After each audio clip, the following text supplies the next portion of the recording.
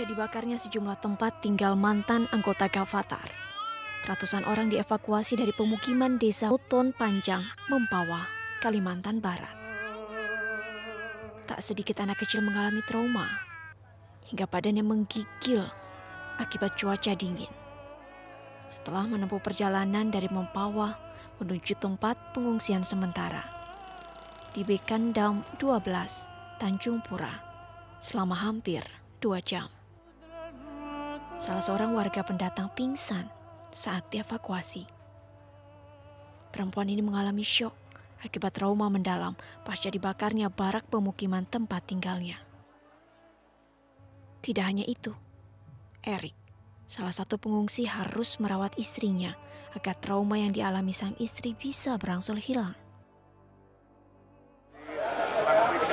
3 bulan Bang ya? Oke.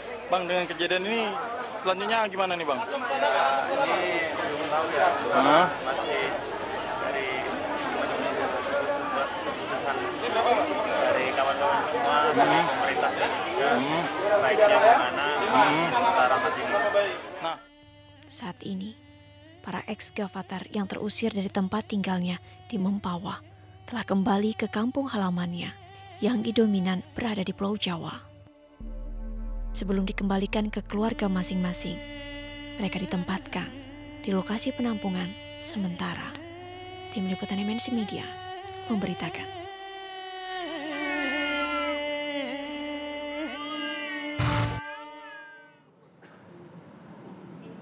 Dan pemirsa, pengusiran yang dialami oleh ex-anggota Gavatar di Mempawah, Kalimantan Barat menimbulkan trauma dan dibutuhkan dukungan agar mereka bisa memulihkan kondisi psikologisnya.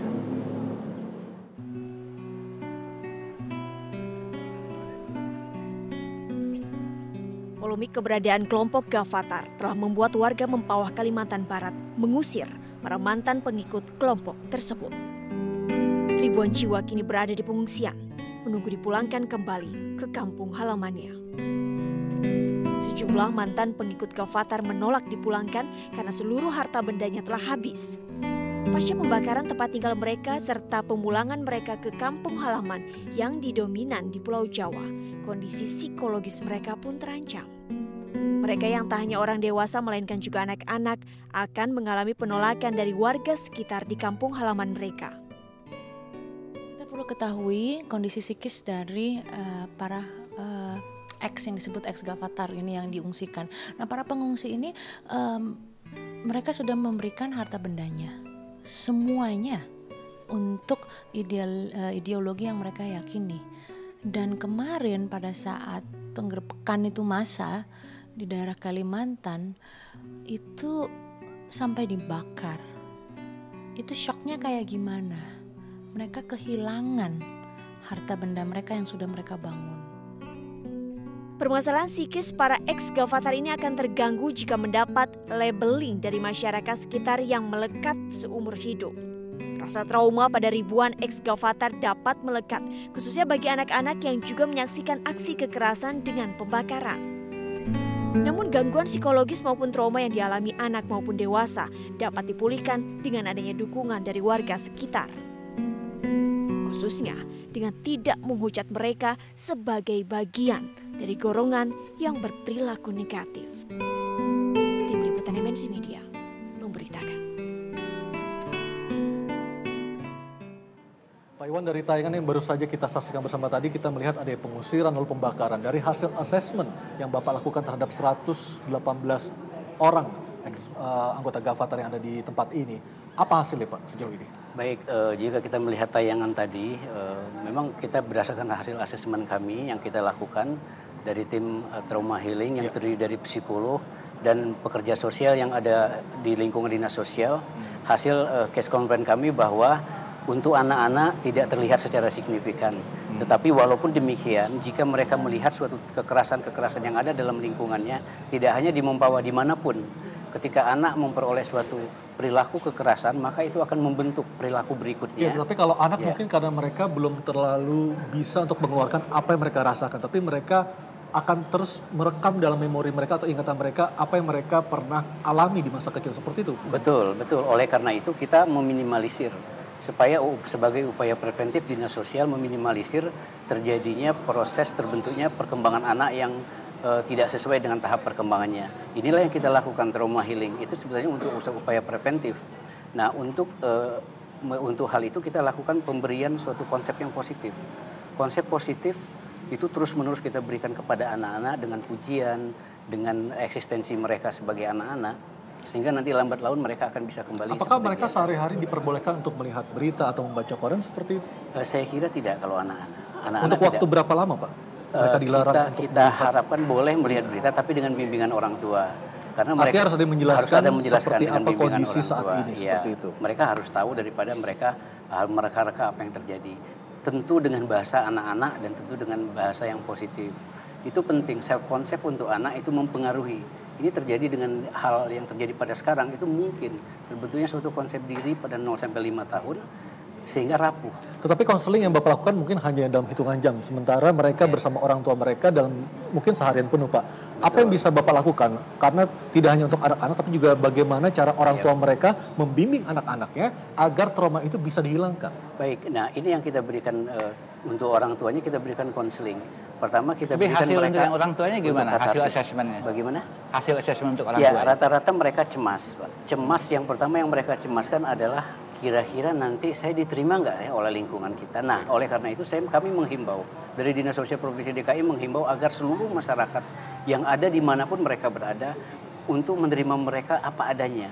Karena setiap orang bisa aja melakukan kesalahan, tetapi kita tidak bisa melihat kesalahan orang itu untuk Melekat selama-lamanya. seumur hidup seperti itu ya. Tidak bisa. Dan satu hal mungkin kita juga tidak bisa menyalahkan pada mereka karena pada dasarnya mereka korban sebetulnya. Kalau saya boleh mengatakan begitu. Kenapa? Karena tadi ada faktor-faktor lingkungan, faktor-faktor eksternal yang juga memungkinkan mereka terlibat dari situ.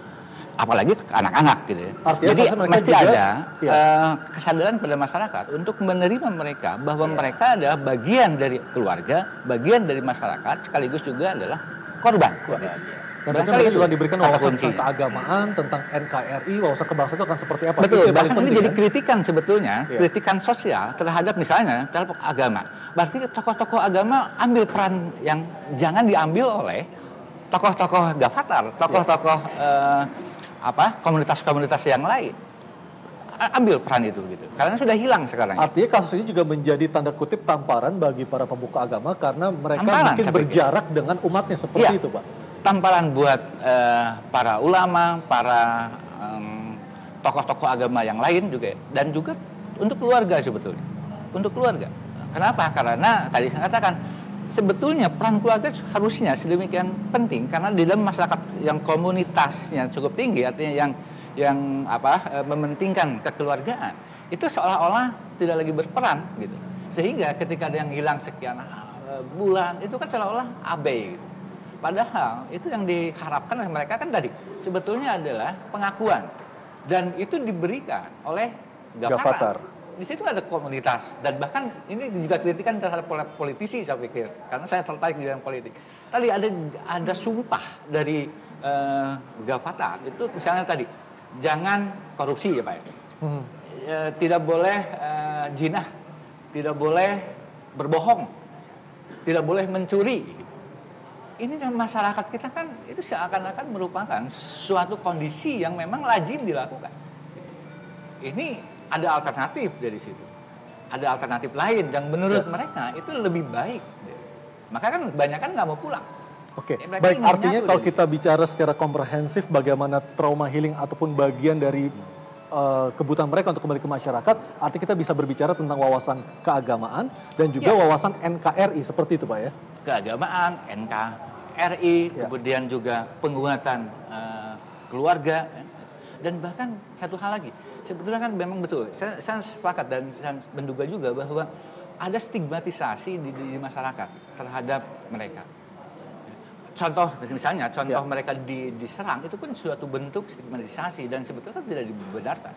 Nah, mereka pun berpikir kalau tadi disebutkan trauma, meskipun mungkin perlu ada kajian lebih lanjut apakah betul trauma, karena dalam psikologi itu ada disebut PTSD, post traumatic syndrome gitu kan. Nah, ini apakah memang begitu? Tapi intinya adalah apapun ya, apakah mereka trauma atau cemas, tadi katakan kalau cemas sesuatu yang lazim, apapun tetap bahwa mesti ada penerimaan dari masyarakat, dari keluarga bahwa mereka adalah korban, mereka adalah korban yang harus artinya mindset atau cara sebagaimana berpikir masyarakat layak. pun yang harus diubah terlebih dahulu. Kita harus sama-sama menyamaratakan mereka adalah korban seperti itu. Iya, untuk kan biasanya kalau di dalam sektor-sektor itu ada tingkatan-tingkatannya. Ada yang perekrut, memang ada korban disainernya, seperti gitu itu kan.